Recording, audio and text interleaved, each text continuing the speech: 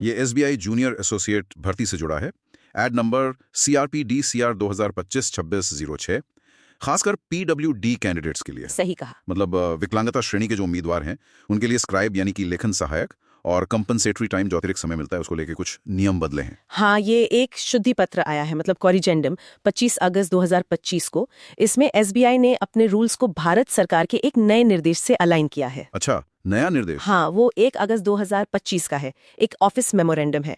और इसी वजह से स्क्राइब कौन रख सकता है, कैसे रख सकता है, इसके नियम थोड़े बदल गए हैं। ओके, तो इसे थोड़ा समझते हैं। सबसे बड़ा चेंज क्या है? मतलब उम्मीदवारों को अब किस बात का ध्यान रखना है? देखो, सबसे बड़ा जो बदलाव है वो है पात्रता में, मतलब एलिजिबिलिटी में। एलिजिबिलिटी। हाँ, पहले क्या था कि नियम थोड़े बंधे हुए थे। जैसे विकलांगता का एक निश्चित प्रतिशत होना चाहिए, मान लो 40% या ज्यादा, और लिखने में कोई खास शारीरिक दिक्कत होनी चाहिए। अब क्या हुआ है, नए नियम के हिसाब से RPWD एक्ट 2016 के तहत जो भी व्यक्ति विकलांग परिभाषित है ओके। और जिसे लिखने में कोई भी फंक्शनल दिक्कत है, मतलब कार्यात्मक सीमा है, वो स्क्राइब की सुविधा ले सकता है। कोई भी, मतलब परसेंटेज का अब उतना वो नहीं रहा। हाँ, परसेंटेज पर अब उतना फोकस नहीं है। मेन बात है फंक्शनल लिमिटेशन, यानी लिखने में असल में दिक्कत होना। ये फंक्शनल लिमिटेशन, कार्यात्मक सीमा, इसका मतलब क्या सिर्फ हाथ की प्रॉब्लम है या कुछ और भी? नहीं नहीं, यही तो बड़ा चेंज है। ये कोई भी दिक्कत हो सकती है जिससे लिखना मुश्किल हो, शारीरिक हो सकती है या देखने में प्रॉब्लम हो सकती है, इंटेलेक्चुअल डिसेबिलिटी हो सकती है, कोई भी कारण। अच्छा, मतलब फोकस अब परसेंटेज से हटकर असली जरूरत पर आ गया है। ये तो अच्छी बात है, ज्यादा इंक्लूसिव लग रहा है। बिल्कुल। पर क्या सभी तरह की विकलांगता के लिए प्रोसेस सेम है या कुछ फर्क है? थोड़ा सा फर्क है। कुछ कैटेगरीज हैं, जैसे मान लो पूर्ण अंधापन है या लोकोमोटर डिसेबिलिटी जिसमें दोनों हाथ इफेक्टेड हैं, या सेरेब्रल पाल्सी है। हाँ। इनके लिए प्रोसेस और भी सिंपल है।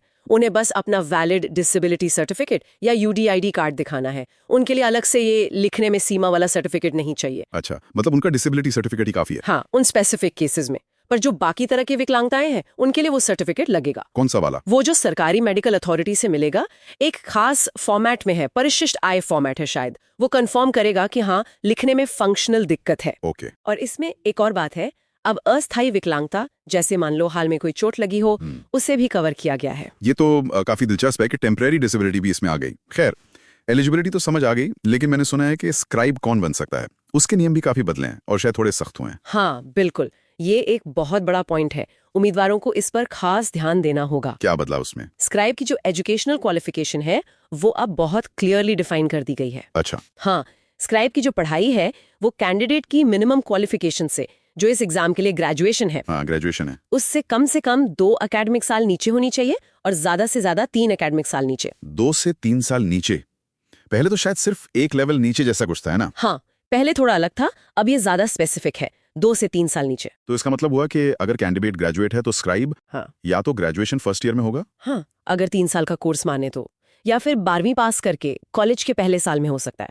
पर ऐसा नहीं कि अभी 12वीं में पढ़ रहा हो या उससे भी नीचे हो। ये विंडो अब फिक्स्ड है। ये तो पहले से ज्यादा सीमित दायरा हो गया। बिल्कुल। और इसका प्रूफ भी देना होगा। प्रूफ? कैसा प्रूफ? हाँ, जैसे कि स्क्राइब ने या तो 2023-24 सेशन में 10वीं पास की हो, उसका सर्टिफिकेट, या फिर 2024-25 सेशन में 12वीं पास की हो, उसका सर्टिफिकेट। ओके। और साथ में उसके करंट कॉलेज या यूनिवर्सिटी का फोटो ID कार्ड भी चाहिए होगा। अच्छा, ताकि पक्का हो जाए कि वो इसी विंडो में फिट होता है। एग्जैक्टली।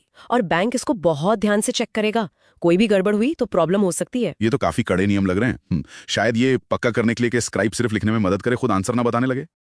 लगता तो यही है। मकसद यही है कि एग्जाम की इंटेग्रिटी बनी रहे।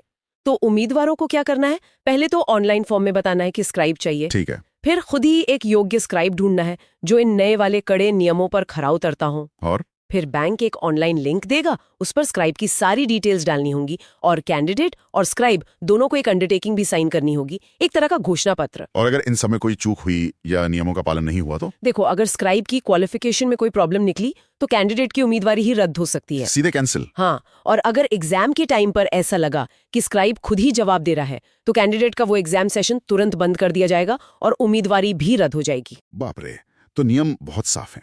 एक कैंडिडेट, एक ही स्क्राइब, और स्क्राइब खुद उस एग्जाम का कैंडिडेट नहीं हो सकता। समझ गया, ये बहुत जरूरी पॉइंट्स है। अच्छा, और वो जो अतिरिक्त समय मिलता है, कॉम्पेंसेटरी टाइम, उसका क्या है? वो नियम पहले जैसा ही है। जो भी कैंडिडेट स्क्राइब के लिए एलिजिबल है उसे हर घंटे के लिए 20 मिनट्स एक्स्ट्रा मिलेंगे, भले ही वो स्क्राइब इस्तेमाल करे या ना करे। हाँ, एलिजिबिलिटी है तो टाइम मिलेगा। ठीक है, तो अगर हम इसे समेटें तो ये अपडेट एक तरफ तो स्क्राइब की पहुंच बढ़ा रहा है फंक्शनल जरूरत के आधार पर, हाँ बिल्कुल, लेकिन दूसरी तरफ स्क्राइब कौन हो सकता है इस पर बहुत कड़े नियम लगा रहा है। तो कैंडिडेट्स के लिए सबसे जरूरी टेक अवे क्या है? मेरे हिसाब से सबसे जरूरी है कि अपने स्क्राइब की योग्यता को इन नए नियमों के हिसाब से बहुत बहुत ध्यान से चेक करें और सारे जरूरी डॉक्यूमेंट्स तैयार रखें। डॉक्यूमेंटेशन बहुत क्रिटिकल है। हाँ, ये बदलाव दिखाता है कि कैसे पॉलिसीज समावेशी होने की कोशिश तो कर रही हैं, पर साथ ही कैंडिडेट पर भी काफी जिम्मेदारी डाल रही हैं कि वो नियमों का ठीक से पालन करें। सही कहा। ये समावेशिता और परीक्षा की शुचिता के बीच एक बैलेंस बनाने की कोशिश है शायद। बिल्कुल। श्रोताओं के लिए एक आखिरी सवाल छोड़ जाते हैं। ये जो परीक्षा की बातें हैं, इनसे थोड़ा हटकर सोचें तो ये जो कार्यात्मक सीमा और जरूरी सुविधाओं की परिभाषाएं बदल रही हैं, ये भविष्य में मतलब भर्ती के बाद वर्क प्लेस पर समावेशिता को कैसे प्रभावित कर सकती हैं? क्या इसका असर और भी जगहों पर दिखेगा? इस पर सोचने जैसा है। हाँ, ये एक अहम सवाल है।